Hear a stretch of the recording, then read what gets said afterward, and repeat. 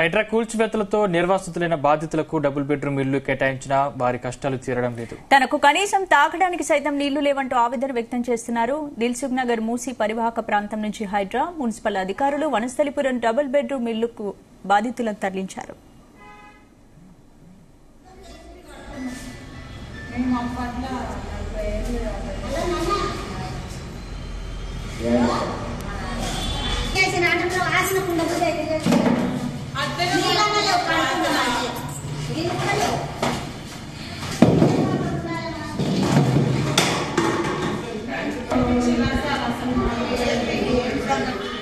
దాంతో వారు కనీస అవసరాల కోసం ఇబ్బంది పడుతున్నారు. బాత్రూమ్ కు వెళ్లడానికి కూడా నీళ్ల చుక్కలేదని ఆవేదన వ్యక్తం చేస్తున్నారు. 7వ తరగతి చదివే విద్యార్థిని మమత జిల్లా స్థాయి కబడ్డీ పోటీలకు ఎంపికై ఆడాల్సి ఉండగా ఇక్కడికి తీసుకురావడంతో తన కెరీర్ కోల్పోయినట్టు ఆవేదన వ్యక్తం చేసింది.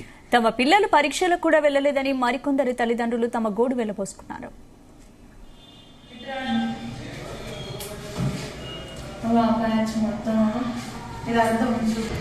మాట్లాడినాం 15 నిమిషాలలో నీళ్ళు వస్తాను గంట డ్యూటీకి వెళ్ళి మేము వచ్చినాం.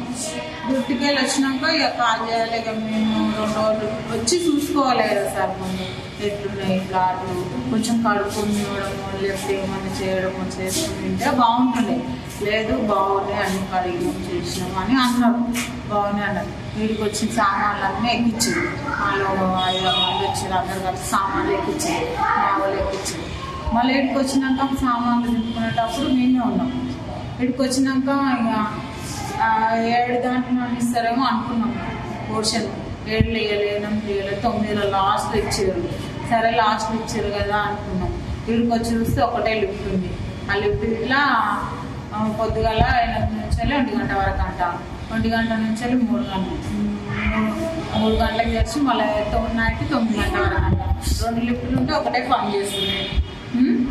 రూమ్లు బాగా గలీజుగా ఉన్నాయి సార్. చాలా రూమ్లు అయితే చెప్పరాని గలీజుగా అసలు తాళాలు మరి మెయింటైనింగ్ చేస్తున్నారు.